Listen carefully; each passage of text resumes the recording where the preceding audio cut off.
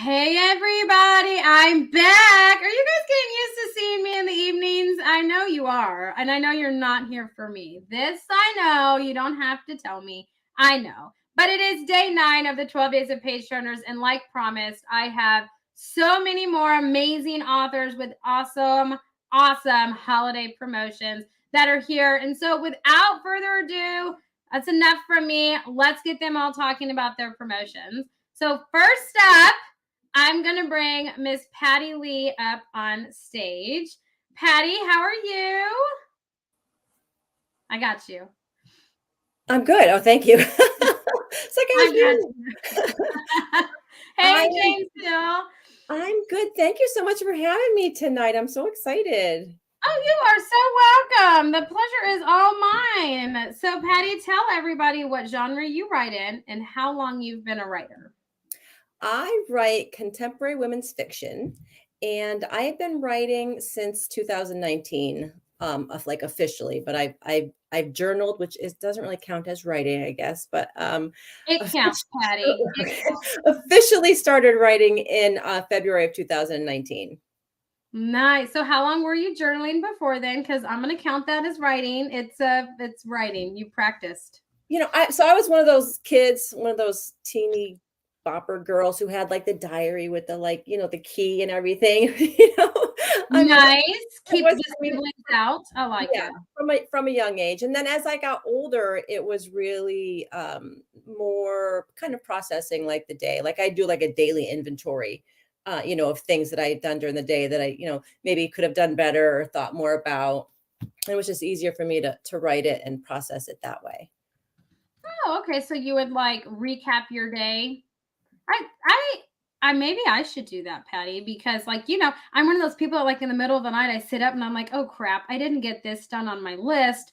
Or I'm just like, oh man, I need to accomplish this. And I go through my checklist of the day that I didn't do. So maybe I should just start writing it and I might sleep a lot better, Patty. I like that. I might do that. That's Maybe maybe don't do it just before bed though. No, I should do it like as I'm winding down after this because I get so excited talking with you guys and I get so amped up, right? That I have to like wind down after this. I'm Yeah. telling you, on Sunday on December 11th, I'm gonna post this, where I look fabulous. I'm gonna do an after shot with like my makeup all over my face and sweats with my hair on top and been like the aftermath, right? So it's definitely like I have to wind down, and I think journaling and stuff, I think that's perfect to do that. And so you are just genius. This is why you went first. You're genius. I need to do this.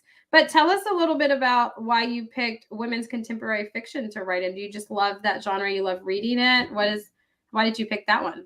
I do. I feel like if it can happen to me or anybody, like that's kind of my shtick. I write about things that can happen to anyone, and for me, it's kind of like a kind of a growing thing. So if something happened to somebody and they can figure out a way to get past it or get by it, or depending on the circumstance, get through it. uh, Yeah. yeah. So, I mean, growing up, I read all kinds of stuff. I read Stephen King. I read, I'm all kind of genres too. So I read Jenna Ivanovich. I read Diana Gabaldon. I mean, so Anne Rice. I read so many different here and there's, but so far I just want to write contemporary women's fiction. I, I Yeah. I have a suspense kind of thriller one brewing in my brain. Um, Ooh. which there's I got a little bit of bones on it, but that'll be farther down the pike. Yeah. So what's your favorite genre to read? I mean, you went from like Stephen King, like you bounced around. So which one is just the one that if you went into a bookstore and all they had was this genre, what would be the one that you would just be like, oh, I'm in heaven? I honestly, it really depends on the day. Because even when growing up, I would not read nonfiction. Like I'd be like, I don't want to read nonfiction, but now I'm like, yes, give me nonfiction. I love to read it. It's just so interesting. But it really depends on the day, because some days I don't want to read nonfiction. I want to read I want to get out of my world and get into a different world, you know? Right. See, I resonate so much with that because I feel like, and I've said this before, but I feel like the world would be so boring without you authors, right?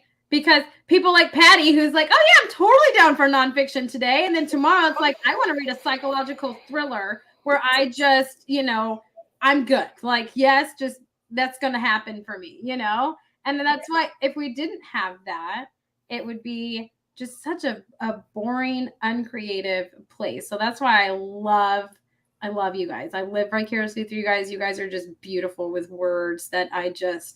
I'm so jealous. I am so jealous of the science fiction writers and people who like build their worlds. And I'm just like, oh my gosh, I would love to be able to do that. I'm sure I can't, but I would love to be able to do that. That would be awesome. Yes, no, I was talking, but Brad Anderson yesterday, he was talking about it takes him like 2 years. I'm like, oh yes, it's so difficult. It is the most difficult thing. But I want to talk about, Patty, your first book, because it did just come out in November. Yes. And it's so exciting. And the cover is a black and white cover, which you don't see very much anymore. Yes. And so I love that. You went like retro with it. And I think it's so fitting for your women's contemporary. And so I wanted to talk a little bit about the story behind your cover, because I haven't seen a black and white cover, Patty, in so long, at least in my line of work, at least 5 years. I haven't seen a black and white cover. And so it's just gorgeous. So I want to know what made you decide to go in that direction for your book. Well, I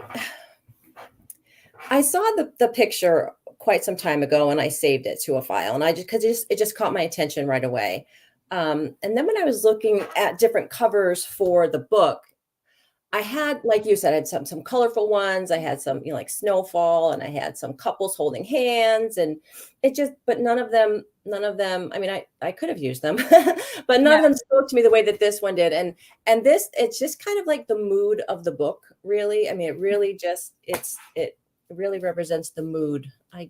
If you read the book, once you read the book, I think it'll make sense. It does. It's very fitting for your book. I've read your book, but even before, when we were talking about your book, I was like, oh, this is just perfect for like the summary of your book. It's so perfect. That's why I was like, this is going to be a good story. Like, yes, I love it. And the story behind the cover.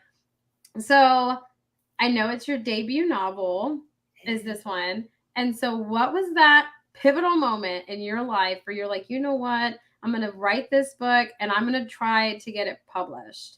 I'm going to pitch it around, or I'm going to publish it myself, but I'm going to do it. Is it just a bucket list thing, or what was that moment like? Never thought I would be a writer. That I was always a reader. Like I would devour books. I mean, it was a way to escape, again, life in general. And I never really thought I would be a writer, an official writer. I would always make up stories in my head about people if I see them in a park bench or in a mall or in my and I'm like, they're married to so-and-so and, they have this job and, they're going to go buy XYZ for their mistress or whatever, it's just little things you make up and you just tell yourself stories. And then I literally just woke up that February morning in 2019 and I was just like, I am just going to write down some of the stuff that's happening in my brain. Like these characters came to me. And so this book between February and November started off as kind of a lighthearted look at a long-term marriage. And once I started the book, it turned into more of a dramatic turn. Like it's not lighthearted like at all. So the book I'm working on now is lighthearted. Like I forced the characters back, but this one they took this book over, and any writer will tell you when you have characters and they're very strong characters, they tell you what you're doing and you really have no control over it. They steer the ship. Oh, I think you're muted, Amy. Yes, I am. I was saying that is a common theme. I forgot I muted myself so my LinkedIn video wouldn't start playing. It seems to be a common theme with all authors that have been on is, it's something that is inside of them and they're like, oh yeah, I'm totally going to go this direction. I'm going to outline, or I'm a pantser in terms of writing. And then the next thing you know, your characters are like, haha, you thought, and then they do their own thing. And you're just like, well, we're going to roll with that, and you're just like, well, it's not the direction I was going to go, but we're going there, So that's my favorite thing about authors is because you guys like roll with it. Where I am like, that's why I tell this. I failed outlines. I don't know if any of you guys did in high school. They stressed me out. Like I failed them. I truly did. That's why I'm not a writer. Okay, that's why you guys are. But I feel like I couldn't do that. I'd be like, yeah, no, you're gonna listen to me. We're gonna go this direction, and you're gonna hush. Like, it wouldn't work, you know. So that's why I'm like, oh man, to have like that creative freedom to just be like, well, let's just see where it goes. I think is such a powerful thing to do. So I love that, and I love that you're just like, well, no, it was gonna be lighthearted, and it's not. It's just not. It's not. It is not. And you just made a point. It is a powerful freedom. Like it does feel, I don't want to say invincible, but you can create whatever you want to create, and you can make the story happen however you want to make it happen. But that was good that this happened the way that it did this way, because then I have kind of like nuggets for later. That's actually how the second book came up, is because I was like, well, this is the story I wanted to write, so now I'm going to write it. And so far it's been okay. I haven't had any character issues yet. So yeah.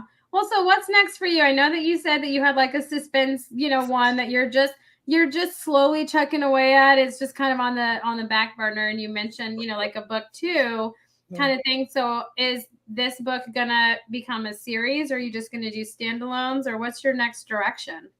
I don't see it as a series. I had a book, the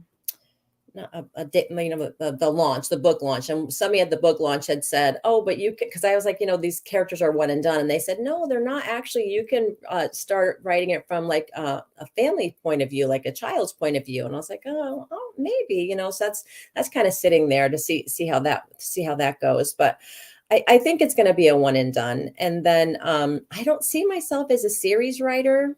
Okay. I don't know that I could write, three books about the same thing. I think my brain isn't wired that way. I'm done with this and I need to move on to something different. I'm the same way. See, this is why I live through your guys, because I am the exact same way. I'm like, okay, no, I'm going to complete this, and this is it, and then it's done. Like, I have got to do something else. So I totally understand. I can relate 100% to that. Just 100%. But we do have more books that are going to come from you. I do. I'm hoping in 2023 I'm hoping to finish before 2022. I thought I was done. Because I am a new writer, and so when I first started, I was like, oh yeah, I'm done. It was like 30,000 words or something, and then I realized pretty quickly, after I got some feedback from agents and publishers, that's not done at all. But my next book, I thought I was done, and then I went to a writers conference and I read some more books on the craft, and I just decided I know that it's not my best work, so I don't want to start putting it out there until I know it is my best work. So I've been pulling things apart and sprinkling some additional information in, and hopefully before the end of the year, I'll actually I am so stuck on one of these chapters. It's driving me crazy. I had an info dump chapter, which is basically the whole chapter was just backstory that I was trying to tell without telling it, but that's exactly what I did. So I'm going to have to break that apart and send it around the whole entire book and not just in one chapter. But I hope to be finished before the end of this year. And then, we'll see what happens. Maybe I can get it picked up in 2023 and go from there. Nice. I love that you're going to continue writing, and that you have different ideas and things that are percolating that you're kind of playing around with. I think it's important because it keeps your skills sharp, because every book you write is going to be better than your previous book. I'm a firm believer in that. And so I'm excited to see what is next for you and what you put out, because I know it's just going to be amazing. This book was amazing. The words were just so elegant and they flowed so beautifully. I mean, I was sobbing. Okay. And I'm not a crier. So it's a fantastic book. But I know, Patty, you and your publisher are offering a holiday promotion this holiday season. So can you tell us what your promotion is? We are, and I can. So Rock Hill Publishing is my publisher, and they are offering 25% off all ebooks. And you'll put the link in the chat there. And also ebook bundles of 2 or more books, either by the same author or in the same genre, are discounted at 33%. Also, paperback versions of the bundles are available at discount prices, and there is free shipping in the US with using a code NOPOST for printed books. Ooh, So many, so many things. So awesome. It's the holidays. I love it. I love it. Well, Patty, thank you so much for joining me on the 12 Days of Page Turners and for hanging out and putting up with my crazy self. I love the holidays. This is the happiest time of the year for me, is to do the 12 days. So I'm so excited that you decided to join us this year. Thanks for having me. And I want to say, Amy, so I've been watching the 12 days and you have sweaters on every day and you keep calling them ugly sweaters, but I am one of those people. I'm one of those people who think there is no such thing as an ugly Christmas sweater. Christmas sweaters, by definition, are beautiful and joyful. So. They are. No, these are super cute. And then I have my little bell. So when you hear me walk down the hallway, it's the cutest thing. But I have like these sequins, like house slippers on. That's like Santa. And then I have reindeer, but there's sequins on the side. Y'all can't see those. I'm not going to show you my feet, but it's the greatest thing. I'm telling you, I'm decked out. Y'all just can't see it, but I am decked out for sure. I love seeing them. I love it, Patty. Thank you so much. So you guys, coming up next is Mac Little. Mac, how are you? I'm great. How are you doing? I am doing good. So tell us what genres you write in and how long you've been a writer. I write historical fiction and urban fantasy / horror. And I like to say I've been writing since I was 12 years old. I've always been a writer, wanted to be a writer since then. But I didn't really finish my first story until I was in my late 40s. So it took me a little while to gather my stories, I suppose. Yeah.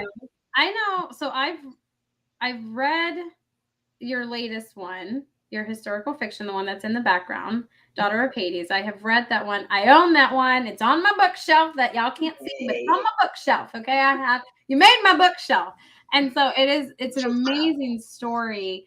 But what made you want to pursue writing and, put these stories together and, try to get them published and kind of shop them around? What was that for you?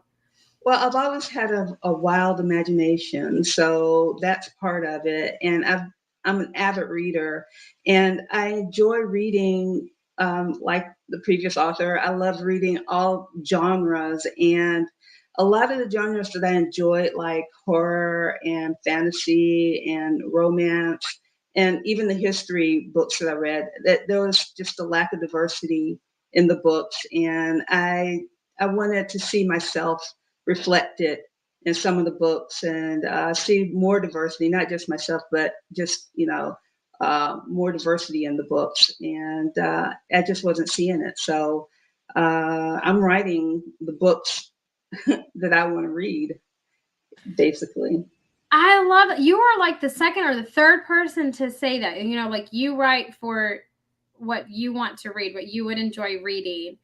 And I think that is the coolest thing. Like, just to be that creative and be like, well, because when you're on Netflix or Amazon or whatever, and you're just going down the channels and you're like, there is absolutely nothing on. And there's obviously so much on. I mean, it's like unlimited, right?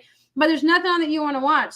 And I love that you're just like, well, I'm going to sit down and I'm going to write what I want to read and what I would enjoy. And I'm going to put it out, for others if they also want to read it. But I'm going to do this for myself.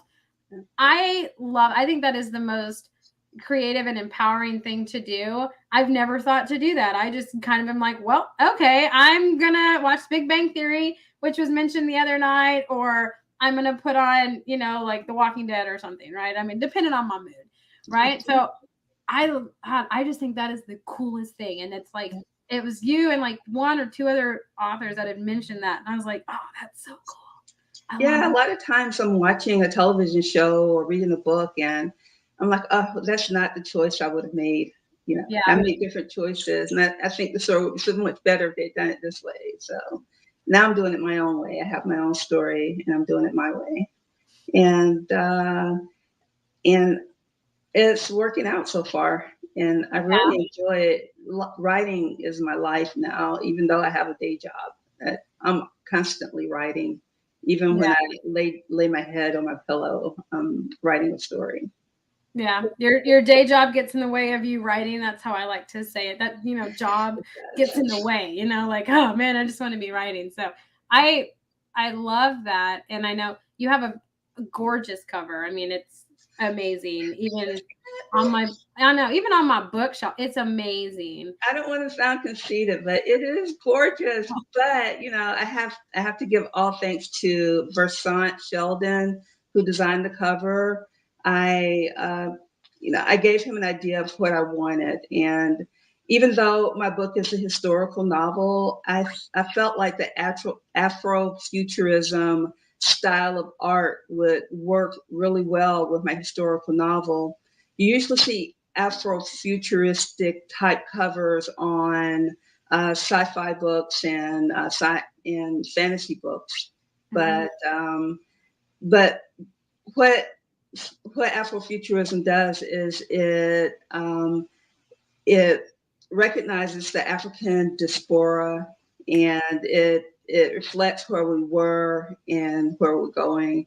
And I think this cover reflects that. It reflects the history. If you look at the top center of the image, there's like a little symbol, and uh, it's a Igbo hieroglyphic, and it harkens back to when Igbo was its own nation in a part of, before it became Nigeria, and then you see the ship is where they ended up in the Caribbean. So I think the cover ties the history and the future up to that point really well. It does. I mean, it truly is. Like whenever I look at it, I'm just like, oh, just want to stare at it. So I I love it, and I don't think that you're being conceited by any means because it is just gorgeous. It's eye appealing for sure. But what kind of research did you have to do, to put this book together, and how did the idea kind of come about that this was the story you wanted to tell? I did a lot of extensive research, and I tried to take all of my research from um, historical journals and books, and to give you a sense of authenticity when you're reading the story. And I wanted to reflect the diversity in the Caribbean and in piracy that we don't usually see when we watch the movies. And so there's a lot of diversity that's left out, and I'm trying to get uh, Africans back into the history. And as you can see on the cover, the main character in Daughter of Hades is an Asian, and a lot of people don't know that there was a strong Asian population in the Caribbean that just got written out of history. And so I want to put the diversity back into history the way it actually was. I think that's cool, and that just seems like hours of like in-depth research to do that and to do It, it in like I'm just to like do it in like the proper way, so it's represented in the way that you want it to be. Just seems to well, be so extensive. basically, I do seat of my pants research. So I have extensive character sheets, and I have a overview of where the character came from, and how they got to this point in the story.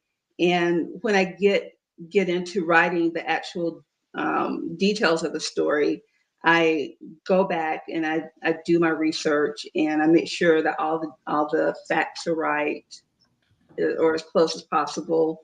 And yeah, I kind of research as I go along. I write longhand. I write the story out, and then I go back and I do the research and fill in the blanks and add the details that make it authentic. See, I would totally do that. So what kind of writer are you? Are you like a pantser? Or are you like the outline that I wish I could be successful at? I am a total pantser. Uh, as you say, the characters take. I let my characters have full reign. They tell me where they want to go. They tell me who they are and what they're going to do next. And so I don't try to control that at all. one thing that so the only thing that I do actually plan out, like I said, are the character sheets. And when I'm writing a scene, I have a scene template and I have an idea of what needs to happen in the scene. And a lot of times my characters even take off and the scene sheet is like irrelevant because of what they've done. So I follow my characters. I let them speak to me and let them take the lead. I mean, that has to be the hardest thing because I'm just sitting here and I'm like, damn, those characters, like, why can't they cooperate? They know we have a plan. Why aren't we going with the plan? What's the deal? You know, like it's just this is why I live through you guys because I'd be mad. I'd be like, nope, I'm gonna win this battle, and that means I'm not gonna write till you cooperate. You know, it would just be a battle. Right. I had one book. The last book I was writing, one of my characters was an antagonist, and he was very helpful. But I kept thinking he kept telling me no.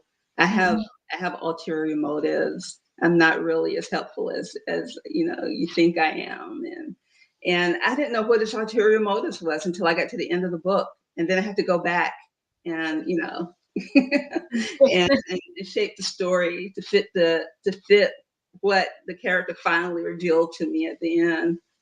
Yeah. So, yeah. I mean, I could see that. I mean, I would love to be in the mind of a writer when the character is talking to them. It to me would be the coolest or scariest, but I'm going to say the coolest thing as long as it's not a psychological thriller because I don't want to die. So let's not do that. But I think it'd be the coolest thing to like hear the internal conflict with your character and then you're like writing, you're like, but my outline is this and this is what I said and this is what I want it to be.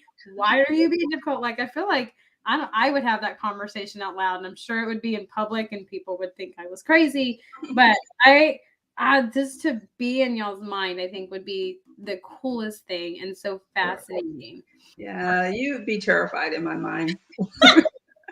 I tell people that too. I'm like, I'm a nice person outside, but in my mind, you don't want to meet me in my mind. Just no, it's not needed at all. So what's next for you? I know writing is just like a part of your life and that day job gets in the way. So what else are you working on? What else can we kind of expect to see from Mac Little in the future? Okay, so Daughter of Hades, I had a character in there that just kept speaking to me. So I ended up writing a novella to tell his story. And that story, Shelter in a Hostile World, is coming out in July 22nd. And it follows the life of an African slave. Before he's enslaved, it shows his life before he's enslaved and what led up to it, and his escape from slavery. And it's a really interesting story. The character's name is Badu, and he's an enslaved Black man, and he's married to an Irish woman. And that's one of the little tidbits that I find out when I'm doing my research is that you had Irish indentured servants in Barbados at at the same time you had slaves, and a lot of times they intermarried. A lot of times they came together and revolted, and I want to explore that aspect of the Caribbean history. So that's coming out in July, and That's exciting. And I have a follow-up novel to Daughter of Hades called Fortune's Revenge, and I'm really excited about that coming out. That's probably going to be a couple years, but maybe it's a work in progress. It's a work in progress. No, it's done. But I have to wait my line. I have to wait my turn with the publisher. Right? No, I get it. And I think I love that you eat, breathe, and sleep writing because in your book, especially in Daughter of Hades, it really comes across like your passion for writing and you write with such like love and just power in it that it's the beautiful thing. Like I am not as creative with words as any of you guys. And so it's amazing the way that all that passion just comes into your writing and the flow of it. And it's just, I'm in awe of it, Mac. I love it. I recommend that book to everybody that I see because I'm like, hey, have you seen this book on my bookshelf? When they come to my house, I'm like, this is like, check this out. Yeah, and just to let you know that I like writing horror as well. I have a Dampier series that I'm still working on right now, but you can see I'm afraid I'm almost afraid to tell you, but you can see the horror in my historical novel books. I like to get gritty and I like to get dark. So when you read my historical novels, you get a little bit of everything. You get the romance, the history, and the gritty, dark details. Yeah, that's why I love it so much because I love horror books. Like horror, everybody knows this. You guys have listened every night. You guys know I love horror, thrillers. The more jacked up somebody is or trying to do to somebody else, the happier Amy is. Like it's the weirdest thing. I promise I'm not going to hurt anybody. I promise. But it's the weirdest thing, but it's like the happier Amy is, right? It's just, I don't know. I can't do like Hallmark things. I'm like, oh, this is just not real. I don't know. It's just weird. But that's what I think that because I realized that in it. I mean, I know that you have, like that horror background and stuff, but it just was like of that time period and stuff and just the horror that was in it and everything and the darkness of it. It just, the darkness sucks you in. You're just like, oh, okay, I'm here. We're just going to do it, So one of the things I found the most fascinating about your writing is you really do. It's like no joke. You're like the Blob, but and it just sucks you in. You're just like, oh, well, okay. Like I didn't realize that. Oh, all right. We're committed. We're doing it, So I think that's why it's how it just the passion that you have for writing just comes across in it. And it's the most beautiful thing. And you guys can convey that. So it's just wonderful. But I know you are offering a holiday promotion this holiday season. So tell us what your promotion is.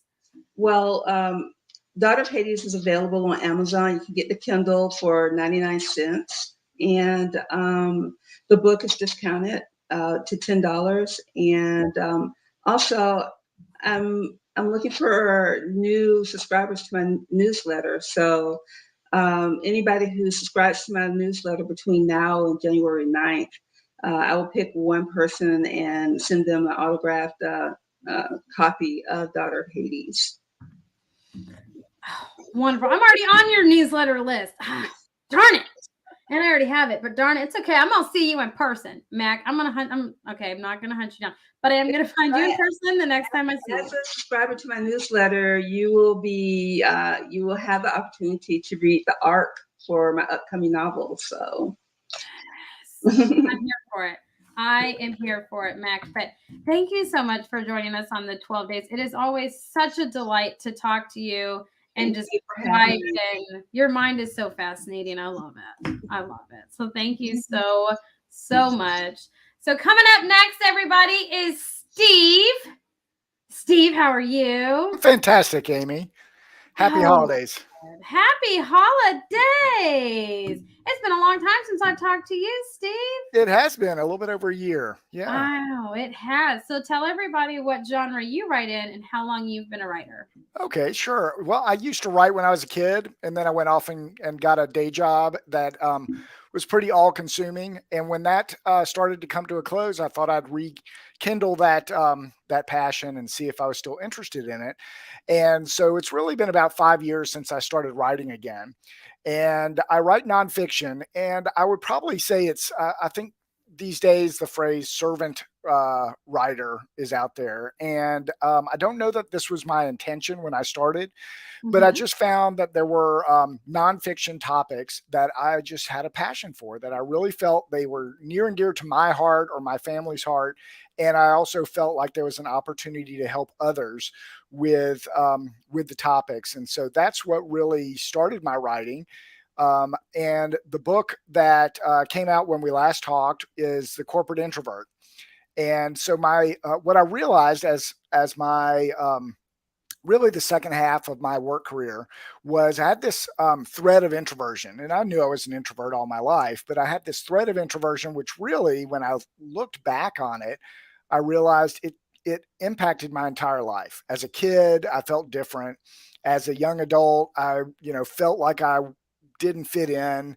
And I looked at other people that seemed to be more confident and more popular and more successful. And especially in a corporate workplace, I think a lot of people experience that there's generally an extroverted culture in most companies. And even though half of the people roughly are introverts, but in order to fit in, I felt like I needed to kind of replicate what other people were doing. Mhm. And, if acting may be one thing, but to pretend that you're somebody else for years and years and decades is exhausting. And honestly, it's kind of demeaning because it really made me feel like I wasn't good enough as the person who I am, and that I had to pretend to be somebody else. And so about 10 years left in my career, I realized this was not healthy. It was not, I couldn't cope with that anymore. And I had to really make some changes. And the change I made was really to find authenticity, learn more about introversion, and learn more about myself. And that's where this book came from, was an opportunity to give back to other introverts around the world, whether they're students in college that are getting ready to go into the corporate world and not sure how they'll fit in, or people that work and are aspiring to be leaders but don't really think they can pull it off, or leaders that are struggling to be happy because they're trying to pretend to do it somebody else's way, or even extroverts that want to have a more diverse and fulfilled work team. And so I find that all those kind of people are coming to the book and finding tips and strategies to help them to tackle those. So it's really a meaningful project for me personally, and I love to engage with other people in the community and hear their stories and try and help out along the way. See, I think your book is one that is really needed because, I mean, especially for college kids, when they graduate and they're entering into the workforce, whether they go corporate or whatever, right? And I Mhm. think it's one of that has to be the scariest thing. I never did that, so I can't relate to that, but I can relate to that scary feeling, when you like start your first job, right? And it's things like that, and you're like, oh well, what if I don't fit in, or what if I don't catch on fast enough, or Right.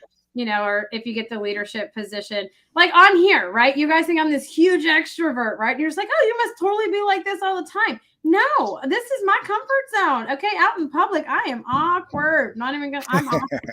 So You're I right. think it's something that everybody really needs, because I think at some point we all go through that, seclude ourselves, or we're always just worried about other people's opinions, or blending in and fitting in, and not Right. wanting to stand out. And so I just, oh, kudos to you, because that had to be hard to write, to do, and like listen to other people's stories and write it. So what was your process like? So you've talked a lot with the previous people with Mac and Patty about being pantsers, and maybe that's more common in fiction. I don't know, because that hasn't been my genre at this point. But I'm Mhm. definitely a planner. Yeah. I sit down and I think about, okay, what are the big topics? What are the chapters going to look like? What things do I want to cover? What stories do I want to tell? What strategies do I want to put out there? And so it's just my comfort zone. And so I feel the need to do that. But what I have realized over this is actually my second book. And what I've realized is I have to also be flexible, right? Because things Right. do develop as you write, as you research, that I just find that it takes me in different directions. I want more for this chapter, or this doesn't move here, it doesn't belong here, it needs to move around. And so I've become more flexible in my writing, but I definitely start with an outline. So you passed outlines is what I'm getting. I failed those. So you must have passed those, because I failed. I failed outlines miserably. But I I can see the importance of them for nonfiction, because especially if you're, doing like a self-help book, or a motivation book, or like an empowerment and giving tips and things like that, you Mhm. really need to be outlined in how that's going to flow, and what you want each chapter to really get across and convey. So I think outlines, even though I failed them, I think they're just essential for nonfiction, because that flow is so important for your reader, Uh, right? So I could see yeah. I think it helps, again, especially for nonfiction, but just to have that outline to start. So for one, so we can kind of look at it and say, yeah, I do have material here. I have a lot of ideas and information that I want to convey. So I have enough here. And I found that my first book prior to this one, I planned it, but I didn't really think as much about it. It was all new to me.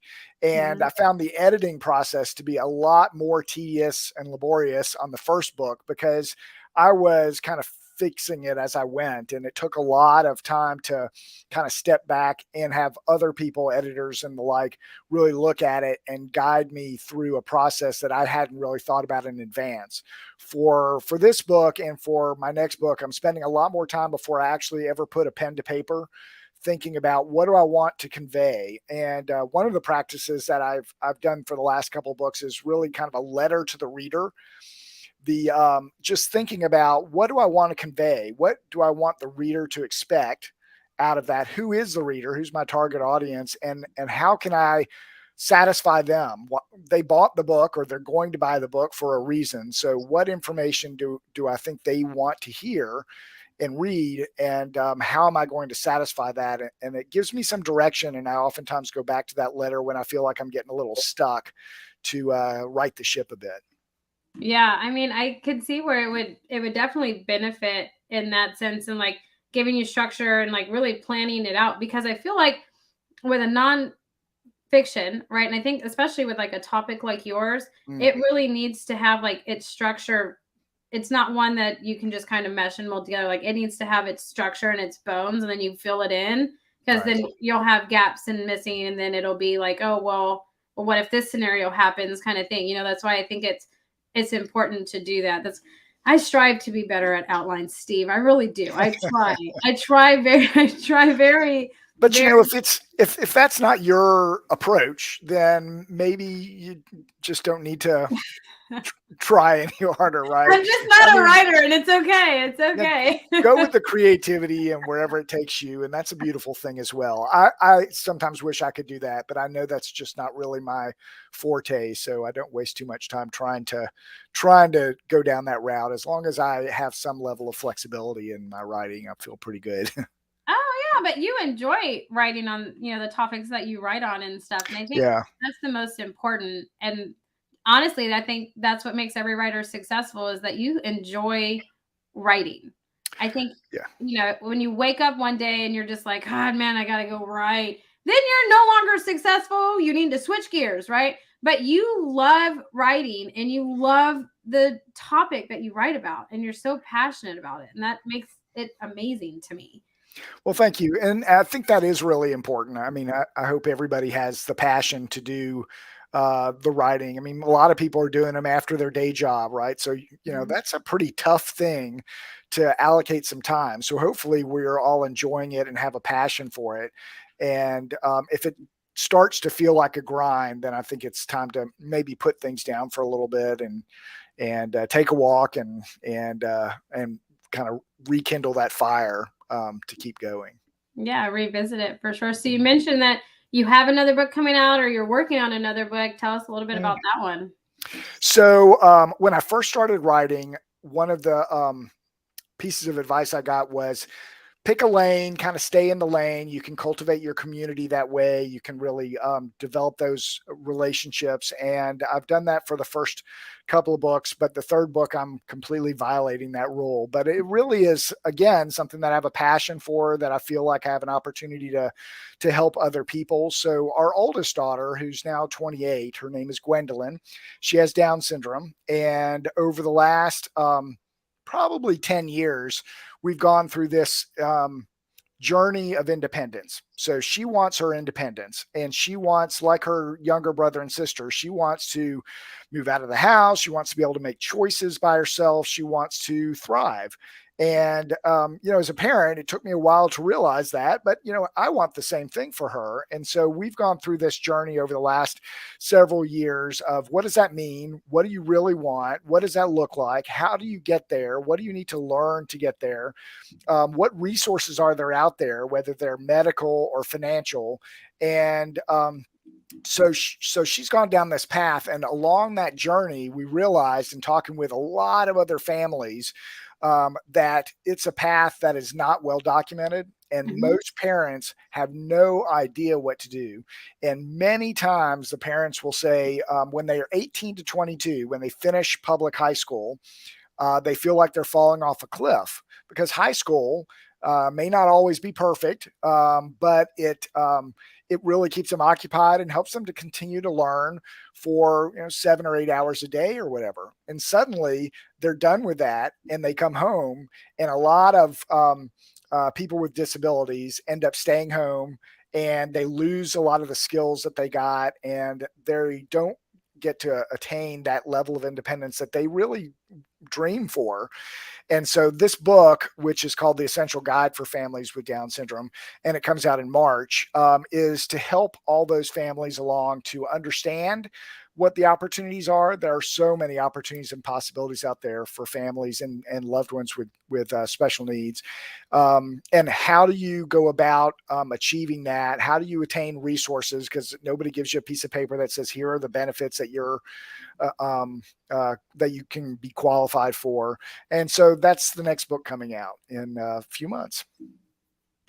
Steve, I'm so happy that you went out of your lane, because I think that is an amazing book, because there is not enough information or resources to help, parents with Right. children that have special needs, because you, as a parent, you want your kids to thrive no matter what. You want them to thrive and be independent and do all these things. And when, you have a child that is special needs, you have to figure out how to make that work and what that looks like for them. And there's no, there's no parenting handbook. Oh, I wish there was for my 3 and 2-year-old. I can tell Right. you, I would have given them away earlier at the Dollar Tree. But you want those things for your kids, right? Sure. And there's Yeah. not enough information out there on different ways to handle that with different needs that they have. Mhm. And so I think that is a beautiful thing and a beautiful book. And so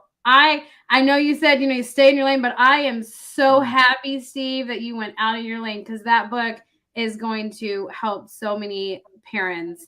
And it's incredible. I'm excited about your book in March. That's going to be amazing. Thank you. I think that, we've talked a little bit about passion, and other people tonight have talked about, you go you write what you read or what you know. And that's kind of what led me to this next book. And I don't know what's next, but it'll probably be driven by the same sort of energy. So I'm very excited about 2023.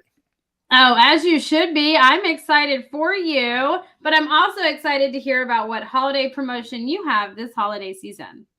So lots of promotions for the Corporate Introvert. So the Corporate Introvert is out on ebook. That's on sale. I just came out with an audiobook a few weeks ago.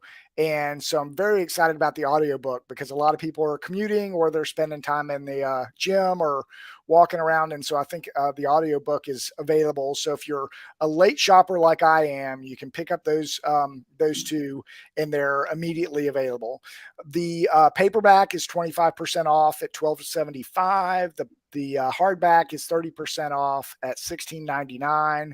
And also you can come to my website, which is beyondintroversion.com.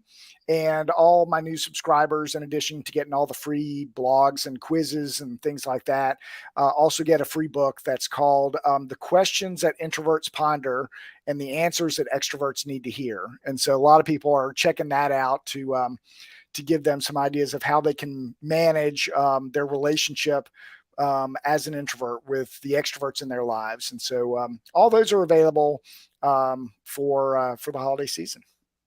I love it. Steve, it's always a pleasure talking with you. I always feel so motivated and empowered after speaking with you. I'm like, yes, Steve is on. I love it. I love it. So thank you so much for joining the 12 Days of Patienters this year, and for hanging out with me. It's always such a delight to speak with you. My pleasure, Amy. Thank you. Of course. Coming up next is Kim. Hey, Kim. How are you? Hello. You have your sweaters. I have a whole bunch of these little headbands. Oh my gosh, I should do those next year. I love that. With my sweater, we're just going to deck this whole thing out next year. I'm telling you. There you go. Yeah, I did a big purge, and I got rid of all of my Christmas sweaters, And then I just went crazy with these. So I have all kinds of headbands. So I thought this was the most festive for this evening. I love it. I love it. Well, Kim, tell us what genre you write in and how long you've been a writer. I have been writing, I call myself an accidental writer. So since about 2004. And accidental is because I had not ever written, hadn't thought of writing, and, wasn't anything I saw doing for myself. But I was asked to give a speech at a very large veteran event. And I'm a veteran myself. And this veteran event was a big event. And there was over 800 people there. And all of them were veterans and their significant others and all kinds of other, political people, the whole thing when you have something like that. And it was televised and all kinds of stuff, which I wasn't aware of until I got up to the podium to start giving my speech. But it took me a long time to write this speech out, and I had to speak for 20 minutes. And that was the first time I ever spoke in public. 20 minutes writing your own speech is a lot for the first time. And so but it was a personal story about my step-grandfather, who was the last surviving World War I veteran in the area that I live in. And he was the last man of the Last Man's Club. And so I wrote that story about him. So it was personal, it was very emotional. And I shared that and read it. I didn't read it, but I gave that speech to this large group of people. And when I was finished speaking, it was total silence. And I thought in my head, I must have really sucked. And, my heart just stopped. Yeah. And then there was one clap, and then the whole crowd just kind of like exploded. And then I just started crying. So that's how my first speech went. But afterwards, the editor of the local newspaper approached me and said, I'd like you to consider writing a monthly article for the newspaper. And I said, I'm not a writer.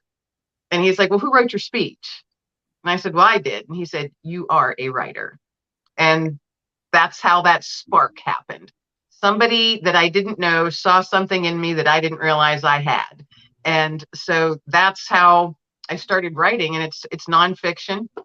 I typically is what I'm writing and have been writing. I love sharing other people's stories, helping them get their stories out into the world. So I coordinate anthologies right now. I've been doing that the last few years. Absolutely love doing that. Bringing all kinds of people from all over the world, different cultures, different ethnicities, so many amazing stories. And what I want to do is give them a platform in a way that I call it tossing out nuggets of hope. And that is my mission for coordinating the anthologies and some other things that I'm writing on the background that are all mine. So they will just be my books, not anthologies, but nuggets of hope. That's been my thing for the past year. And that's the stories. Everybody needs hope. Everybody needs hope at one point in their life. And sometimes they pray for it. They wish for it. They hope for hope. They hope that their life will get better. They hope that their children will not be ill, or their children will get over this illness, and hope is God listening to me as I pray over my sick child with a terminal illness. Hope for, can I get over this addiction? Hope for, can I get over this weight that I carry from being sexually abused? Everybody needs hope. And I want to be that person that takes those nuggets and just chucks them out there like little points of light, because it's too dark. It's very, very dark for a lot of people. And if we can toss out those little pinpricks of light, even though it's just a little pinprick, and someone can look up and say, oh, there is light. Oh, that person went through that too. Okay, maybe I can get through this. Maybe I can. Or, wow, yes, I can get through this. I'm going to get through it. And so that's kind of my hope mission this year. My newest book that just came out on Thanksgiving Day is actually called When Hope Found Me. And this stone here, whoops, can't do it on. It's hard to do when you're looking at it on the. Wait, I get it. I knew what you were talking about. I got you. I was there. Yeah. And that stone, I actually have those stones, and I have a whole bunch of them. And I carry them with me. And they're always in my pocket, my purse, my coat pocket. I keep them in the console of my car. And when I'm out and about running errands or whatever it is that I'm doing, I will without fail get a nudge. And I call those nudges from God. I'll get this little nudge and I'll notice a person. And then I'll just get this incredibly strong feeling in my heart. That person needs a nugget of hope. Mm. And for the past year, I've been doing this, approaching complete strangers with my little nugget of hope in my hand. And I just walk up and say, pardon me, I would love to give you a nugget of hope today. And without fail, they've held their hand out. And I just gently put it in their hand. And they'll look down, and I've gotten surprise, I've gotten tears, I've gotten laughter, big smiles, I've gotten hugs, and I've gotten pretty good anger. And every single one of the people, I know in my heart, they needed that day. They might not appreciate it. They might shove it in their pocket and forget about it. And then they go home, pull out their pocket, throw all their stuff on their nightstand or the hallway table, wherever it is that you throw your change and your keys and all of that stuff, and might forget about it. But that next day, they might be going to grab their stuff, and they look down and they pick up that little nugget of hope, and then that's when it hits them. So that's my mission. That's a main reason why I got this anthology going. There's some amazing co-authors in it from all over the world, sharing amazing stories. And they hit on some pretty tough topics: addiction, incarceration, sexual abuse, domestic violence, living with PTSD, all kinds of stuff. But the endings of the stories, and terminal illnesses and acute illnesses, the endings of the stories always end with they have found hope or hope found them. And they always end with that light shine.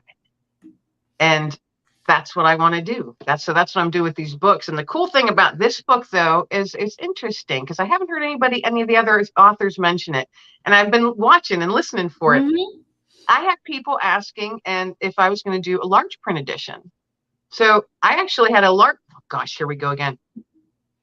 Wow. Large print edition made because I hadn't thought of it. And I feel awful now that I hadn't, but I have a lot of older people that buy these books and they absolutely love them. They wait for the next one to come out but they use magnifying glasses to read them. And I was like, why didn't I ever think of that? So I reached out to a few people and they said, they might not have vision issues. Some people just prefer large print. So it's out there in large print too. And I'm super excited about that. So paperback version normal, large print, ebook, and it's also available on Kindle Unlimited. But that's my mission of hope. And that's what I've been doing this year. I love that. And Kim, oh my gosh, I could listen to you talk. You remind me of Delilah, and I love Delilah. So your nickname is going to be Delilah because I love her. And she's all about like spreading hope and stuff too. So I'm here for it. I love it. It's a compliment, I promise. But your mission is so beautiful. And I don't know if I would have the courage to go up to complete strangers and give them the nugget of hope like you do and let them react in whatever way they do, an angry way, and be able to brush that off. Because I'm not a sensitive person, but it will ponder and stick in my mind. I'll be like, well, what? I was just being nice, that whole thing. And so I truly love your mission, though, because I think it's one of those things that so many people need it and no one's going to ask for it at all. Right. They want to do it themselves, or they have pride issues and they can't put their egos aside, or they're just struggling and they don't have resources. They don't know resources, anything like that. And so I think the difference that you make by giving out your nuggets of hope and by letting people enter these anthologies and write their stories so other people can relate to them and know that they're not alone, I think is the most beautiful thing anybody can do.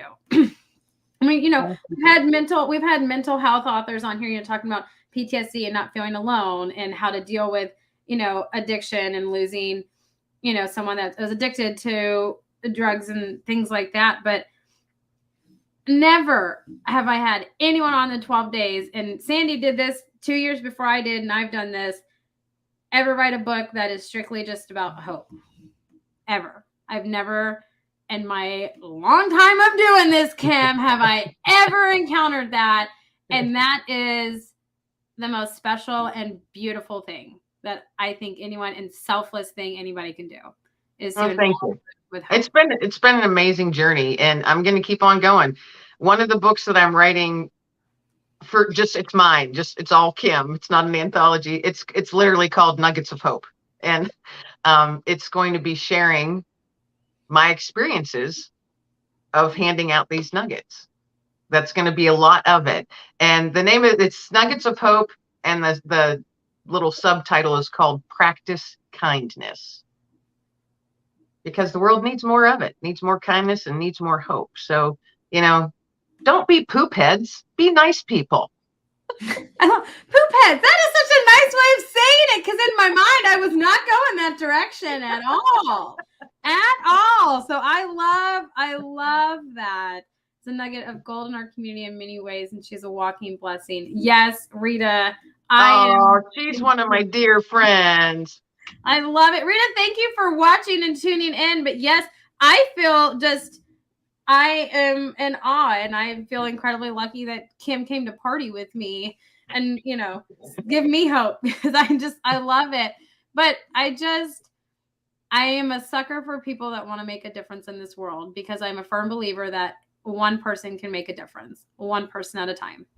And I think handing out your nuggets of hope and giving people a voice and a way for other people to relate and feel like they're not alone in your anthologies, I think is the way that you can help many people, one person at a time. And you're making a difference. You're making a big ripple in it. And you're going to make the world a happier place, Kim. I'm determined. That's I'm going to chuck those nuggets like confetti. There you go. Yes, absolutely. Oh, I'm here for it. It's a Hope Nugget party, and I'm down for it. I love it. So how many anthologies have you put out? This will be 1, 2, 3, 4. This is the 4th one. Working on a 5th one that's going to be released in April. And Miss Rita that just made a comment, she's going to be in it. She's also in this one. But my next one coming up, and I am so excited about it because I've been wanting to do it for years. It is called Paw Prints on the Couch. It's going to be how your fur babies impact your life in a loving, positive way. Oh my gosh. When does that one come out? I'm a sucker for an animal book. Oh, I have been wanting to do this for years. That's another book. I have 2 books in the back burner I'm working on. One is my own, of my dogs, they're rescue dogs. And it's conversations that we've had and all of the lessons that they've taught me over the years. So that's what I'm working on. But this anthology, I wanted others to be able to share their stories too, because there's tons of them. And animals are amazing souls. They're just pure, loving, beautiful souls. So Paw Prints on the Couch, that's going to be coming out, I think, late April, no later than late April. Super excited about it. I'm literally like jumping in my chair, excited about it, because I've been wanting to do something like this for a long time. So that will be my 5th anthology that I've put together. Oh, you're going to have to email me when your pre-orders start, because I would love to have it. I love those. I had a dog that was near and dear to me for like 11 years, and I lost him recently. So then I went and got this massive puppy, right? And it's an undertaking. I went from an Applehead Chihuahua to like this, Great Pyrenees, like, pit bull lab puppy. Okay. So he's massive, and, he was previously abused, so he doesn't do good with men. So I have 3 toddlers in my house pretty much, but the stories I could tell you of my little Chihuahua, Hercules. He's still on my Christmas tree with his ornament. Amy, you say you're not a writer. You're not a writer, but I bet you any money you could write a story about your pup. I have mentioned, to be fair, if I could write a book that was visual and I could talk with my hands, I could nail it. But with words and grammar, no. Like, y'all have read my emails. All of y'all have read my emails, and you're just like, oh, this girl needs Grammarly, and I have Grammarly. But you all still love me, and that I'm here. That's what developmental editors are for. Yeah, but you all have a love-hate relationship with your developmental editors, and I am, I don't take criticism very well in a non-constructive manner. So I know not to put myself in that arena or anybody else, So it's one of those, I'm like, I'm gonna stay on the sidelines. I'm gonna live through y'all. I'm okay. I like living through y'all. Y'all are more creative people. I can market a book, yes, but to write one, I'll give you ideas though. If y'all want to write it, I will give you ideas. Okay, that's how it will work. But Kim, I know this holiday season you're offering some holiday promotions, so tell us a little bit about those. I am, and hey, it happens to do with hope. Who'd have thunk? So ebook is now $1.29 on Amazon. The paperback versions are both discounted. The regular print is $5.99. It literally I saw that Amazon finally caught up, so that's actually up and live now. $5.99, folks, for a paperback book. You're not going to find that very often. And the large print version is $7.99. But the other thing, here's the cool thing. There's a hope package deal. If you go to my website at kimlingling.author.com, you can get a signed copy of the book and a nugget of hope will come with it. And that is $15.95, and that includes the shipping. So you're getting the book, your own little nugget of hope, and your shipping taken care of. Wow. That's amazing. I just want the nugget of hope. I'm like, yes, I'm here for it. I mean, I want the book too, but I want my own nugget of hope so I can look at them and like, Kim gave me that. There's hope in that. Like I'm a sucker for those kind of things, and I love them and the memories and everything that come with objects and stuff that you get. So that is an amazing holiday promotion. So Kim, thank you. Thanks for coming and hanging out with me on the 12 days. You're always just so much fun to talk to, and I just absolutely love it. So thank you so much. Oh, thanks for having me. This has been fun. It's been fun watching it every night too. Oh, thank you. Well, I'm just my normal, nerdy, corny self. It's just, yeah, I love it. So coming up next is Miss Sharon Jenkins. I can't just call you Sharon because your name just goes like Sharon Jenkins, even when it pops up on my phone, it does that, so it's definitely one of those things. Well, you know what, Amy, let me just be frank with you. People have been calling me my whole name my entire life, from grade school until now. It was Sharon Carter then, now it's Sharon Jenkins. And that's what they do, just my whole name. So welcome to the club. Yeah. Hey, I'm happy to be here because it just flows. I'm just like, oh, Sharon Jenkins is calling me, Oh, I love it. I love it. And I love super author Granny. I love it. So tell everybody what genre you write in and how long you've been a writer and helping authors. So I am a nonfiction girl about to take an adventure on the fiction side of the house. And I have been writing since I was 8 years old. I started with poetry. And then I took the poetry and I took some acting classes and started doing spoken word. Then I went into writing plays, and then I started writing books. So that's my story, and I'm sticking with it. I like it. It's a good one. It's a roundabout. I like it. You went to all these different avenues and now you write books, but you also obviously help authors, super author Granny. I'm here for it. Yes. I've been helping authors for about 14 years, Amy, and it has been one of the most life-changing experiences. And I started out because I just didn't think too many people told people the real story behind writing books and the publishing. How can I say it? Sometimes it's a dilemma and sometimes it's a blessing. So I just wanted to become a guinea pig, and I started experiencing things in authordom.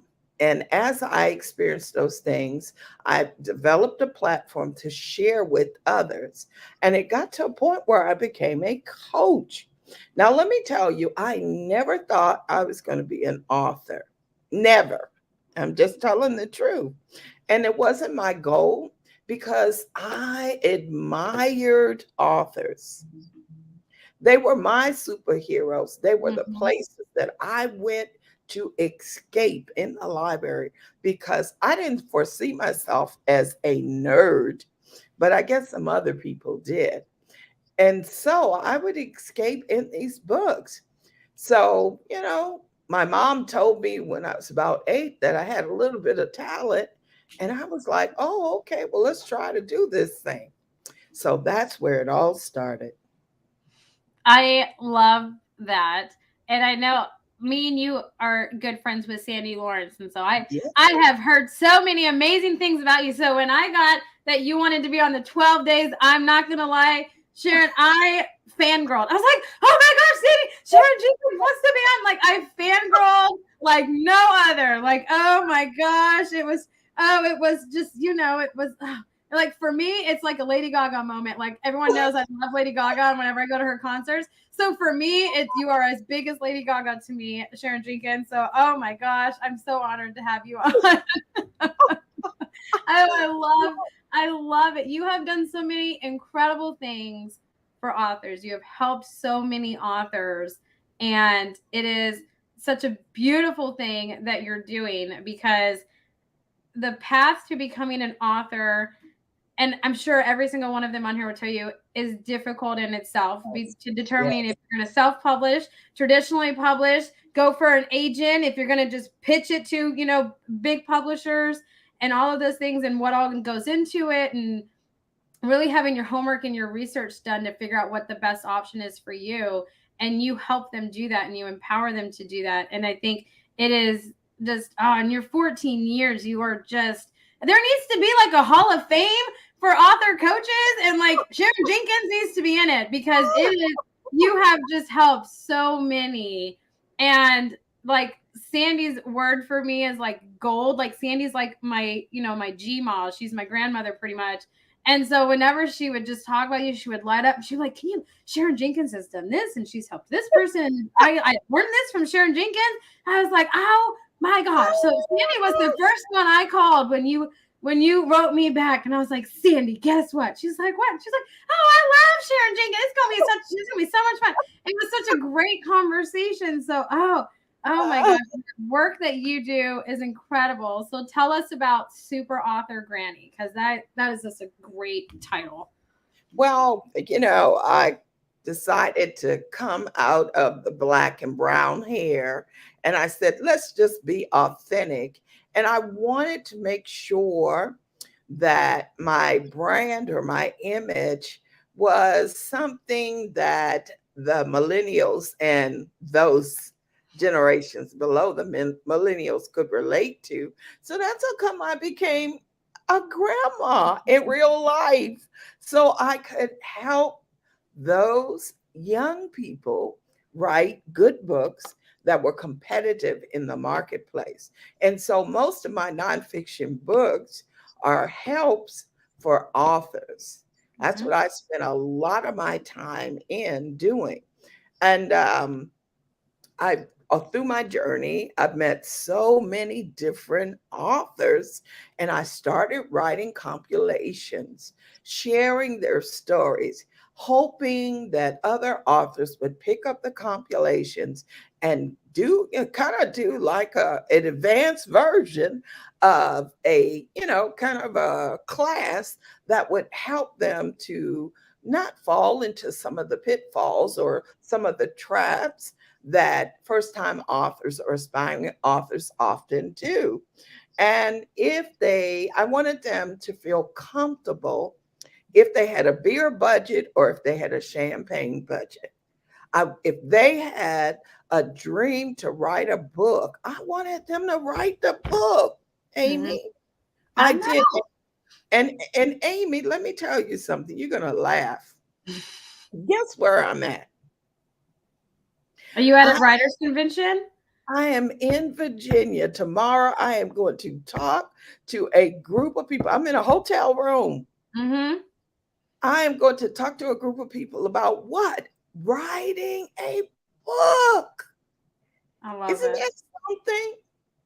So I'm sharing this with you. My love for authors put me in a place, Amy, where I just started developing tools and consulting and coaching them to help them do what they love to do. It's as simple as that. See, I love that. I am a millennial. I don't always claim that title because sometimes, millennials do questionable things, like the Tide Pods and stuff. But besides that, I will claim being a millennial, right? I'm 30. And I think the difference that you make in the way that you encourage younger people to write and to pursue that, because it's not something that is often talked about. It's mostly like, you need to get out and go get a good job and, go the normal route. And then when you retire and stuff, then you finally have the time to do it. Right. And Mhm. you don't really do that. You encourage them to do it. And if they have a story, you want them to get it out of them. And I think encouraging the younger generations and stuff to do that is such a beautiful thing and is not something that is advocated for enough. And I think you make a difference in those lives. And that's why there should be a Hall of Fame and you should be in it. Okay. Because you've made a difference in so many people, like younger people's life, where, they've published their first book and they've gotten it done and they know all the ins and outs and, they've gotten bitten by that writing bug. Right. And so then we have younger people writing stories and stuff, and they're not waiting until later in life to do those things. And I think that is an amazing thing to do, to be not an advocate, but to encourage the younger generations to do that. And you know what, Amy, the truth of the matter is most young people, they love their grandma. They may not love their mom. They may not love their dad at certain times in their lives, but they always love their grandma. So I'm super author Granny, and I am a literary midwife, and I help you birth your book, baby. It's as simple as that. I love that. Like, I just, super author Granny. I love it because, yes, everybody loves their granny. Everybody loves them. Like, yes. And I loved you the first time I saw you. I was like, oh, yes, you are. Yes. Oh, my goodness. I absolutely love it. So how many books have you written yourself in this arena?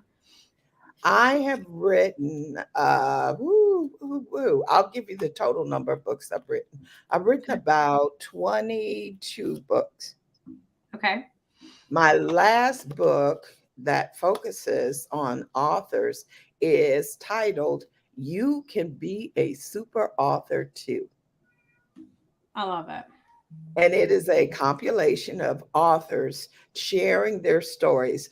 People like a friend of mine, like Rhonda Jenkins, who had problems conceiving, and her story about how she went to a foreign country to see a specialist, and it did the trick, and she got pregnant. But guess what she did? She started a nonprofit, and she started funding efforts for other individuals, all during her process, other individuals to get the care or have the money to go through the fertility process. People like her in the book. Okay.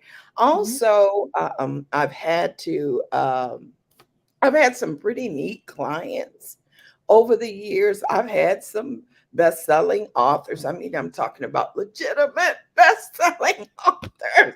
Those people that have been in the industry for 20 or 30 years. Okay. Particularly, I'm thinking about Bill. And now he's a great thriller writer. He's been in the business for that long. He does WriterCon, all of this wonderful kind of stuff. And so I've met some very interesting people in my journey. I've helped some great people, but more so, it has always been my honor. I mean, when I am in the company of a best-selling author, I'm kind of, starstruck. And as you can see, I know how to talk. But the moral of the story is when I'm around them, I kind of stumble because that's how much love I have for authors. Yeah. And it totally comes across. And you are not alone. I am very much the same way. My first time meeting, Tosca Lee was yesterday on the 12 days. And I don't remember our conversation because I was just like, oh my gosh, I've never spoken to this person. Oh my God. Like I was freaking out. Like it was just a whole thing. So I am the same boat as you. I'm just, it's the same thing. I totally get it. I know how to put words in sentences and ask questions. And I don't know if it made sense. And I refuse to go back and watch it because I'm just like, I can't do it. I can't know. I can't do it at all.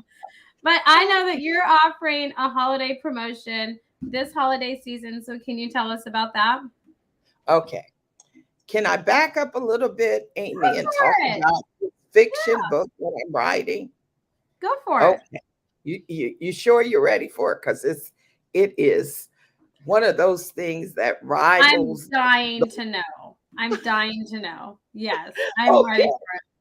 It rivals The Woman King and also Wakanda Forever.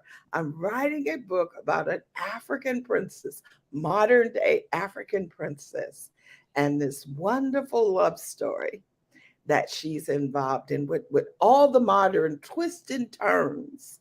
I love it. I love it. I love it. And the reason why I decided to write that story is I believe that all women are beautiful. All women are virtuous. All women are just awesome. And so I think we need to celebrate women in leadership. So I couldn't help myself. So I'm writing a story, and it's going to come out on Martin Luther King's birthday. Nice. I'm excited. And it's called The Untold Love Story. Oh, okay. And it's available now for pre-order on Amazon. So go check it out. The cover is sensational. And then now you asked me about my special. So let me tell you what I'm going to do. I love this idea of the 12 days of page turners. And so what I'm going to do is I'm going to discuss all the wonderful characters leading up to December the 25th in my book. Give the readers a snapshot of who they are. And, I used to do personality testing. So we're going to talk a lot about their motivation, about who they are, how they were created, all of that wonderful kind of stuff. A new character each day until the 25th of December. Nice. Oh, I like that. Okay. Yes. Tag me in that. I'm here for it. But Sharon Jenkins, I could talk to you all day. I love it. I am so glad that you decided to join this year and that we could just have this conversation. And oh yes, you are super author Granny. I'm going to send you like a Hall of Fame trophy. I'm going to figure out how to have that made. I'm going to be like, you are the Hall of Fame super author Granny. Cause I love it. But what you do for the industry and for young writers is truly amazing. So thank you so much for joining us this year and for I cannot wait to hear your character descriptions every day. Like, please tag me in them. I'm dying to listen to those. So thank you so much. Absolutely. And the last thing I wanted to say, and I know we're running out of time, so I'll make this quick. So if anybody goes to my super author superstore, because I've got a store where you can get posters or all these wonderful books that I've written for super authors.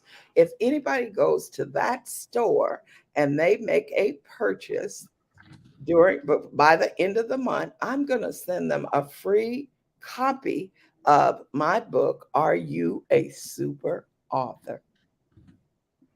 Ooh. Okay, I'm gonna have to do that. See, I go broke in the 12 days of page turners. You would think that I wouldn't do it anymore, but I definitely do. I do for sure. But it's always such a delight, Sharon Jenkins. Thank you so much. Thank you. All right, you guys. So my time management skills are not that great. Okay, we already know this. It's a done deal. But we have one more author that's recorded. He is over in Portugal. I was not going to make anybody stay up till 2 or 3 in the morning to talk to me because I wouldn't do that for myself. So you guys get to enjoy the awesomeness of Awkward Amy watching herself.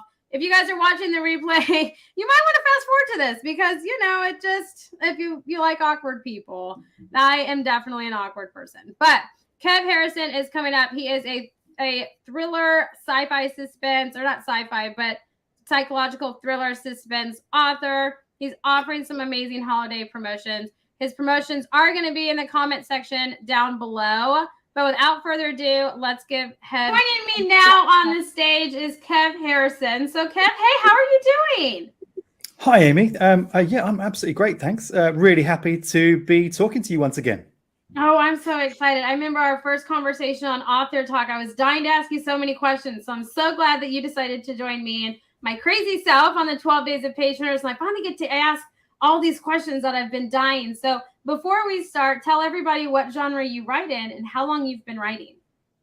Yeah, sure. So I write in, generally speaking, horror, but anything kind of dark, really. So there's some elements of dark fantasy and that kind of thing in what I write as well. And I've been writing, this is going to sound like a massive cliche, but I've been writing pretty much my whole life, but taking it seriously as something I want to do in terms of getting published and things really started around 2016, 2017, something like that. Wow. I love it. That seems to be such a common thread in the 12 days is writing's just been a part of so many authors. And, you know, they can't remember when they weren't writing. You know, some started at like 8 and some were like in high school and everything. And so I love that because I think that really comes across in your guys' writing, like just the love that you have. It was just instilled in you. I wish I had that. I don't. Like, I'm not creative with words in that sense. I can market the hell out of a book. But to write a book, no. Like words are hard for me, and spelling and grammar is even worse. Like you've seen my. But you love stories, but you just don't like telling stories so much. I don't like writing them. If it was like an audiobook and like that's all that we were doing, and it was video, and you could watch my hands move because I'm very animated, I'm down. But to like write it and spell and do that grammar stuff, grammar's hard for me. You've seen my emails. Okay. You know that. You know that. Come on. Sure. But so what inspired you to start writing dark horror? Do you just love to read that, or what kind of was that inspiration for you behind that? I think actually the dark stuff, it comes from irresponsible parenting. Because when I was a kid, like my dad and my uncle lived with us for some time actually, and both of them were big fans of like Stephen King, Peter Straub, James Herbert, that kind of stuff. Yeah. And so when I turned about 8 or 9 years old, I was a big reader already, and I read a lot of sort of darker stuff, like darker kids' tales, like Roald Dahl kind of stuff and things like that. And so eventually, when I got to about 8 or 9 years old, I started to creep, you know, when they were out at work, to their library and just pull a book off the bookshelf. And I remember I started with The Rats by James Herbert, which I read when I was about, I don't know, 8 or 9 or something, which like loads of it went way over my head. But also the scary bits were just brilliant. And then I went to Stephen King's Salem's Lot. That was my first Stephen King book. Oh. And again, like completely terrifying, loads of it over my head, but had a really, really good time, and kind of then just fell in love with that feeling of being scared, you know, from reading. See, I can relate to that. I have, like, you know, I love psychological thrillers and the puzzle, and just if I can't guess your ending, you are my favorite person, because I do that in like movies and stuff. I'm like, oh, this is what's going to happen, especially Hallmark movies around the holidays. You just nail those. But I love it when it stretches my mind to just get more creative in how things can do. And you guys as authors do that. Like, you inspire those dark thoughts, but that's okay. That's my mind is the same as yours. It goes there. I'm a really nice, fun person in person, but you want to be in my mind, right? But you stretch your reader's mind and strategy and creativity and stuff by reading your books on different outcomes and ways that things can go, and all of these different parallels and stuff that can happen, right? And so I love that. That's why I love the like horror, thriller, suspense genre, because it really does that in such a creative way. I'm inspired by you guys and in awe of the way that you guys think and you pair things together and the situations that arise and how everything happens. I love that. Like if I could just be surrounded, like if that was a candle smell, it would be lit all the time. I don't know if I would enjoy the smell, but it would be lit all the time, right? You know what I'm saying? So it's definitely one of those things. So when did you first start writing and kind of realize that you wanted to try to publish that book? When did that happen for you? Well, what I did first of all was I wrote a short story for a competition. I was like all alone at Christmas time, actually. So it's kind of relevant to now, I guess. Oh my gosh, I'm so sorry. Air hug. It's fine. Air hug. It's fine. Thank you. No, but I'm a pretty tough cookie, and so I was okay. But I was just kind of alone, like in a new country, which I'd only moved to about 3 months before because I live in Portugal. And I just thought, what am I going to do, with my time? And then I saw online this story writing competition for horror, and I'd always been drawn, like I said, to horror stories and dark stuff. And so I just thought, let's try. So I wrote the story, sent it to my friend, said, do you think this is garbage? He said, I actually don't think this is garbage. So I went, oh, great. And I ended up winning second prize in the competition. And then that same friend, like the following year, the same friend said to me, look, you've written this one short story. To make you a better writer, I'm doing this thing called the Story a Week Challenge, where you write a story a week, every week for a year. Do you want to do it? And I said, that sounds completely stupid. Let's do it. I love it. I love it. You have good friends that support your writing habit, right? Yeah. Like I mentioned the other day, it was a couple nights ago, I mentioned how you guys are all addicts. You all are addicted to writing, and I will be your AAA coach, okay? And I'm going to encourage your habit. So it's a different kind of AAA meeting. But your friends are like that for you. I mean, it's almost as if your friends kind of push you and encourage you to do that or to begin writing by having your daily challenge. So how did that turn out? Did you guys collaborate and put them all into an anthology, or what happened with that? Well, some of those stories did get into anthologies, which was really great. And some of them got onto podcasts and things like that. But I ended up actually failing the challenge. But the great thing about a challenge like that is that you have the way I failed was I finished the year with 39 new stories. And between you and me, 10 of them were really crappy. So they just will never see the light of day. You improve with each one you write, right? Each one's better. Yes. You improve. Yes. Exactly. Loads of experimentation. I found out what I wanted to do, what I didn't want to do. So it was a really great experience. Yeah. Yeah, I think it kind of sets you up for when you decided to write your first book. You knew exactly what direction you wanted to go and how you wanted it to lay out. And so going off of that route, what kind of writer are you? Are you a plotter? Or are you a pantser? You just wing it? What's your writing style? Well, my first book is called The Balance, and that I wrote the first sort of 3,000 words of during that challenge, and then realized I'm not going to finish any more stories if I keep going with this. So I put it in a drawer somewhere. And that one, I pantsed the whole thing, completely, made up from scratch. But since then, I've kind of come around more to planning after finding myself sort of digging myself into holes a few times. And so now I tend to write with an outline, and I have milestones for the book, and then I kind of wing it between those milestones. Okay. So is your outline, are you super firm that you have to hit certain points? And if you don't, then you have you rework your story to fit your outline? Or are you more kind of, it's just key points that you want to hit and the story in between develops on its own? Yeah, I mean, very much the latter. The book I'm writing at the moment, I had about 10 milestones, and so far my characters have decided not to hit 3 of them. So devious. Those characters, I tell you, they are, one lady described it as they constantly just nag at you if you don't give them attention, and they will take control and do what they want to do. Darn those characters. Why do they got to be like that? They need to go with what your attitude is. Exactly. See, I'm the opposite. I mean, I'm not a writer. Everyone here that is watching that knows me knows that I lived through you guys. But in high school, I had to write outlines, for school. And so it stressed me out. And I don't know how you fail an outline, but I've failed every outline I've turned in. I don't know why. but it would stress me out because I would write my outline of what I was thinking. But when I was writing my paper, it never went with my outline. It always went its own way. So I would fail my outline because it didn't match my paper. And it was so stressful that I have PTSD with outlines. So Oh my God. I refuse to look at outlines. You know, I'm just one of those. That's why I was asking, is it one that it's just more like, you know, bullet points of certain things you want to hit and certain Yeah. milestones and let it develop. I could get down with that. I like that. I like that. You're still my kind of people, Kev. You're still my kind of people. I try to be flexible. Yeah. Yeah, I feel like you have to, like, you, and when you're writing, because like you mentioned, your characters sometimes will just take over and they have their own direction that they want to go.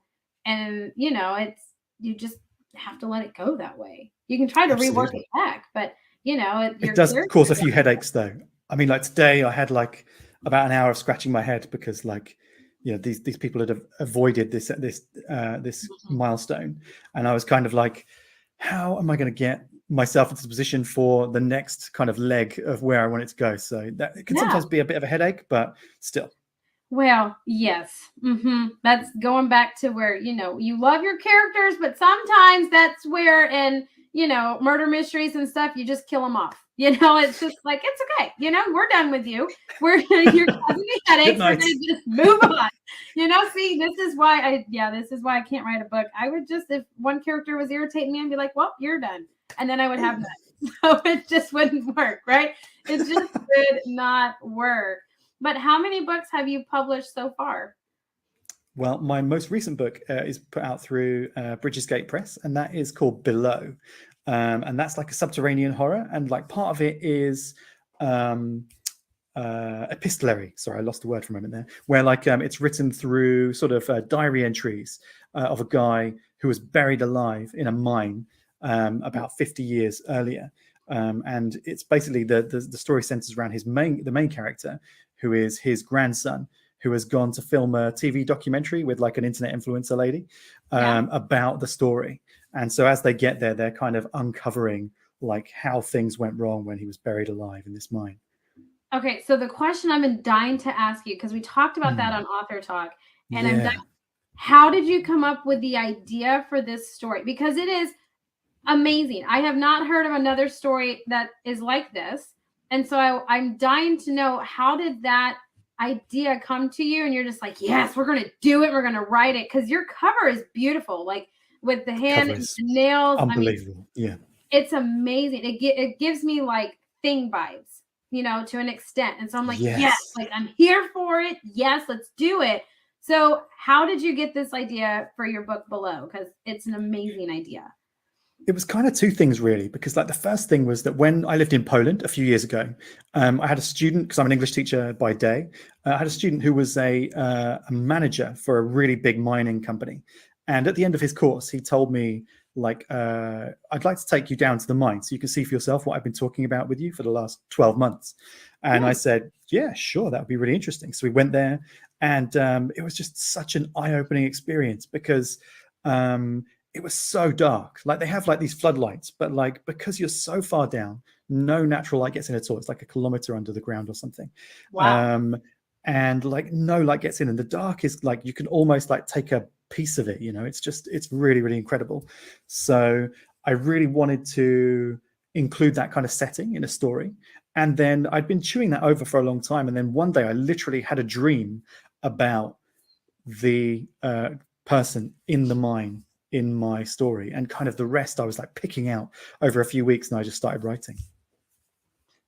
I love that. So it's a combination of two things, right? That's the student and then the dream, and it came together so beautifully. Like that idea is just amazing. Like when you were talking about it, I was like, oh, I need this. Like, and the cover by itself, I'm like, I need that on my bookshelf, right? So I'm waiting for it to get here. But yes, I am here for it 100%. But I know that you and your publisher are offering some holiday promotions this holiday season. So can you tell us what you and your publisher are doing? Yeah, quite amazingly, the guys at Bridges Gate Press have decided that because it's Christmas time, people, you know, strapped for cash, understandably, they want to make sure everybody's got some great stuff to read for the holidays. So below, along with a bunch of other books in their catalog, is down to 99 cents in the US, and I think it's 86p in the UK randomly. So it's really a bargain. It's a novella of about 160 pages of subterranean horror. So yeah, if you feel like that sounds like something that you'd be entertained by, then yeah, go and pick it up for less than $1. Oh yeah, no, I'm here for it. I love the horror genre, all realms of it. So I'm absolutely here for it. But man, Kev, thank you so much for joining us all the way, from Portugal where you're at. And just, oh man, you are like a world traveler. I'm going to live vicariously through you and all your ventures and travels. Okay. I'm in Texas. The furthest I've gotten from Texas is Detroit. And that was for 3 days and I came back. So that's it. Quite far, though. I mean, no, it's not. I mean, Texas, you can drive for 12 hours and you're still in Texas. So That's the thing. Texas is like a country almost of itself. It is massive. But I was born here. I love it. So I don't leave, but I live vicariously through everybody else in their world travels. But thank you so much for joining us and joining and putting up with my crazy self for the 12 days. I'm so excited for you. I cannot wait pleasure. to see what else you do. Happy holidays to you and your viewers, and I hope to chat to you again soon. Yes, absolutely. Bye. Okay, you guys, it does not get any easier to watch yourself on screen. It is still the most awkward thing, and I still laugh at myself. But all of you guys that are watching, all you authors on here, thank you guys for being such troopers. We had a packed house tonight. Oh, and let me tell you, I'm all giddy inside, and my bank account is empty. But it has been such an amazing night with amazing authors, stories, promotions. I'm leaving here with best friends, and I hope you guys are too. So go ahead and grab those promotions, because you guys know best gift that you can give anyone this holiday season is a book. Take them out of reality, escape, motivate them, encourage them, give them some hope. And so all those promotion codes are down in the comment section below, and will also be listed in the replay when this gets reposted later on in the week. But you guys, until tomorrow, which we'll have a new lineup of authors, new holiday promotions, but the 12 Days of Page Turners is coming to an end on Monday. So make sure you take advantage of all these promotions, because they are going to go away soon after the 12 days. So until tomorrow, everybody, I will catch you all tomorrow night. Bye, everybody.